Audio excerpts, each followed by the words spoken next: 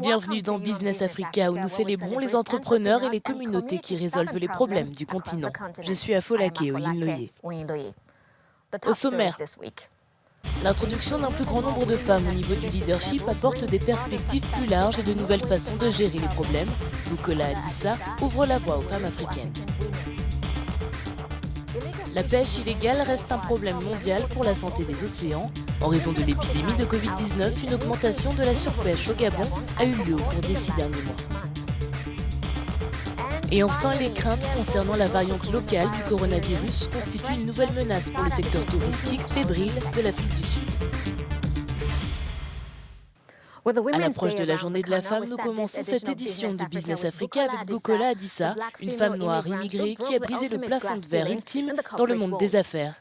Afin d'aider davantage de minorités à prendre leur place dans les conseils d'administration, Bukola a créé une société de développement professionnel au Royaume-Uni qui frappe maintenant à la porte de la plus grande économie d'Afrique, le Nigeria. À l'approche de la Journée internationale des droits des femmes, les disparités de genre sont toujours très élevées. Les femmes sont confrontées à des préjugés, autant sur les plans juridiques que macroéconomiques, et bénéficient d'actifs humains, sociaux et financiers plus limités que les hommes. Ce qui avait commencé comme une campagne de Bukola Adissa pour aider quelques-unes à se frayer un chemin dans des conseils d'administration est devenu l'activité principale de Career Masterclass qui couvre le Royaume-Uni, les États-Unis, l'Afrique et l'Inde. Au sommet de sa carrière, à la tête de plus de 100 employés dans une entreprise de premier ordre, Bukola Adissa a constaté combien il était rare de voir des femmes noires et issues de minorités à des postes de direction. Pour y remédier, elle a commencé des sessions de développement de carrière pendant son temps libre pour leur fournir les clés nécessaires pour réussir dans leur carrière.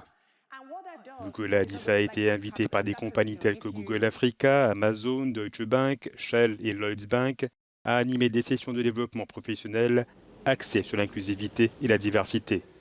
Elle est convaincue que la diversité est la recette du succès d'une entreprise. Bukola Adissa, la PDG de Career Masterclass, nous rejoint depuis le Royaume-Uni. Bienvenue dans notre émission. Comment avez-vous réussi à encadrer des femmes dans les conseils d'administration et les postes de direction des entreprises? C'est ce que je qualifierais de mission de ma vie, vu là où j'ai commencé et pouvoir aujourd'hui jouir d'un certain niveau de réussite dans ma carrière. Je ressens le besoin d'aller vers les autres. J'ai toujours cru qu'il faut rendre ce qu'on vous a donné. Vous avez la responsabilité d'aider les autres. J'ai donc regardé autour de moi, dans ma communauté, et j'ai remarqué des femmes qui travaillaient dur. Et certaines d'entre elles sont devenues très travailleuses et intelligentes. Elles ont obtenu leur premier diplôme et même un second diplôme. Elles travaillent dans cette organisation. Je pense que ces femmes auraient eu des difficultés sans cette organisation. Et c'est pourquoi j'ai commencé à aider les gens à comment s'orienter afin que les erreurs que j'ai commises au cours de mon parcours et les leçons que j'en ai tirées puissent être mises à profit. J'ai donc commencé par encadrer ces femmes en les aidant à organiser des masterclass, comment gagner confiance en elles, négocier, avancer. Il est vrai que lorsque vous éduquez une femme, vous éduquez une nation. Et aujourd'hui, elles me disent, que puis-je apporter à mon mari? Que puis-je apporter à mon frère? Est-ce que je peux accompagner mon fils? Et donc, nous sommes entendus pour inclure d'autres gens, donc le genre masculin, et nous continuons à nous développer encore plus. Mais nous avons eu beaucoup de réussite. Nous avons eu des gens qui étaient un peu coincés dans des emplois subalternes et qui avaient le désir d'occuper un emploi dans une haute organisation que nous avons pu aider à faire une bonne transition. Nous avons aidé des personnes à obtenir des promotions. Ce sont ces histoires importantes, ces histoires de réussite qui nous rendent fiers et qui me rendent incroyablement fiers car lorsque je regarde en arrière, il y a 6 ans, cette chose qui a commencé juste sans nom, sans prise en charge, est maintenant devenue quelque chose qui a une portée et un impact mondial et nous aidons les gens au quotidien, ce qui me rend vraiment fière. Ce sont ces histoires de la communauté qui me font me lever chaque matin et je veux le faire parce que c'est incroyablement difficile. Pourquoi est-il important pour les femmes et les autres minorités de diriger des entreprises? C'est important parce que je crois que vous ne pouvez pas être là où vous ne vous imaginez pas. Je pense que l'absence de modèle au sommet est ce qui a contribué à la lenteur du progrès des femmes et des minorités ethniques sur le lieu du travail. Ainsi, si vous regardez aujourd'hui la nomination de Ngozi comme première femme à diriger l'Organisation mondiale du commerce, cela donne de l'espoir à beaucoup de femmes dans le monde entier. C'est le pouvoir d'un modèle positif. Il y a donc deux raisons à cela. Premièrement, chaque organisation doit avoir la responsabilité de représenter la communauté dans laquelle elle opère. Si vous ne travaillez pas dans une entreprise de monoculture, cela signifie que les personnes qui travaillent au sein de votre entreprise et celles qui dirigent ces organisations doivent représenter la diversité de la communauté dans laquelle elles opèrent. C'est la première chose. Et la deuxième chose, c'est que plus nous sommes nombreux, plus nous donnons de l'espoir à la génération et à la génération suivante. Que les gens qui me ressemblent parlent comme moi, avec un nom comme le mien, peut être aussi une réussite. C'est donc la mission de Career Masterclass. Nous voulons démocratiser l'évolution des carrières. Nous voulons être en mesure d'uniformiser les règles du jeu pour que chacun, quoi qu'il soit, sans distinction de sexe, de race ou de genre, vous devrez avoir une chance d'arriver au sommet si vous le souhaitez. Parce que je crois que la seule chose qui doit exister entre quelqu'un et l'endroit où il veut aller est l'ambition. Merci beaucoup, ce fut un plaisir de vous avoir dans notre émission.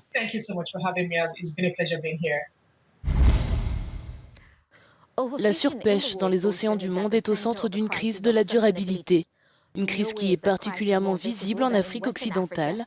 Les taux d'extraction actuels conduisent plusieurs espèces vers l'extinction, tout en mettant en péril les moyens de subsistance des communautés de pêche artisanale dans un large groupe de pays. Le Gabon est l'un de ceux qui sont aux prises avec la question de la résolution du problème de la pêche illégale, non déclarée et non réglementée. Voici plus de détails sur cette histoire qui touche au moins 12 millions de personnes employées dans ce secteur. Ces eaux sont parmi les plus poissonneuses du globe. Avec ses 950 km de côte, le Gabon bénéficie d'une situation géographique exceptionnelle. Thon, capitaine et carpe rouge figurent parmi les 400 espèces que l'on peut trouver sur les étals des marchés de Libreville. Cela n'empêche pas certains bateaux d'aller pêcher dans les réserves. Nous tous on pêche dans le même espace parce qu'il n'y a pas la place pour les pêcheurs. Dès que tu fais un faux pas, soit c'est la prison, soit c'est les millions. Selon les autorités, ces dernières années, les réserves de poissons du pays semblent s'amenuiser du fait de ces pratiques illégales. Aujourd'hui, que les pêcheurs artisanaux disent qu'ils se retrouvent lésés en termes d'espace, ce n'est pas le cas. Aujourd'hui, la réalité est qu'ils préfèrent aller pêcher 2 ou 3 jours dans les embouchures et dans les frayères pour avoir 5 ou 600 kg de poissons en 2 ou 3 jours, plutôt que d'aller pêcher dans les zones qui leur sont ouvertes. Il n'y a aucun pays au monde qui va tolérer que des personnes viennent s'introduire dans les aires protégées. Le Gabon dépense plus de 15 milliards de francs CFA chaque année pour importer du poisson. Le pays est aussi le premier pôle d'approvisionnement en thon de l'Union européenne. Et pour cet analyste, il est nécessaire de décrisper les relations avec les pêcheurs pour mieux apaiser les tensions. L'essentiel du poisson qu'on y trouve est pêché par effectivement des locaux qui sont ici et non par les Chinois, contrairement à ce qu'on veut faire croire.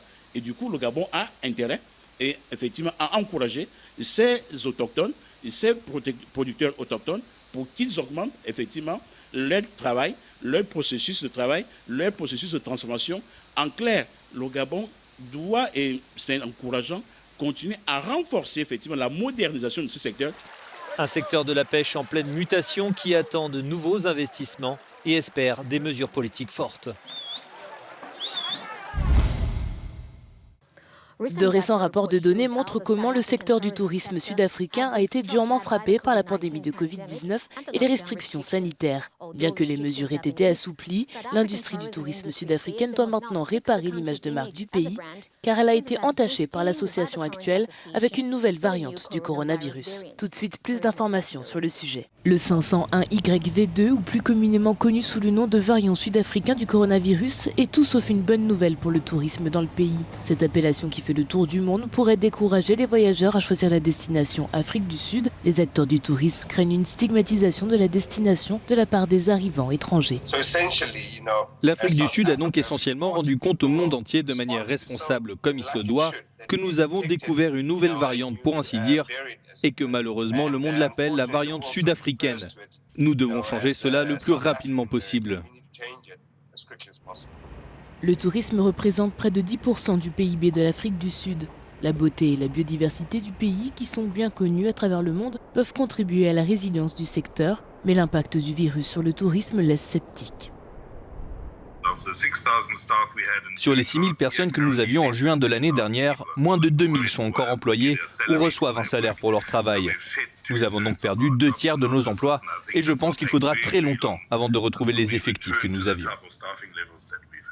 En 2019, le président Cyril Ramaphosa avait fixé un objectif ambitieux pour le pays, doubler le nombre de visiteurs afin d'atteindre 21 millions de personnes d'ici 2030. Mais le principal groupe touristique sud-africain Tourvest est formel. Le secteur restera longtemps dans le rouge avant de voir le bout du tunnel. Le tourisme soutient environ 1,5 million d'emplois, mais la double crise économique et sanitaire semble avoir dicté sa loi. C'est tout pour Business Africa cette semaine. Continuons à nous concentrer sur la résolution des problèmes dans nos communautés, car c'est là que réside le véritable esprit d'entreprise. Prenez contact avec nous via les médias sociaux et partagez votre histoire. Merci de nous avoir suivis.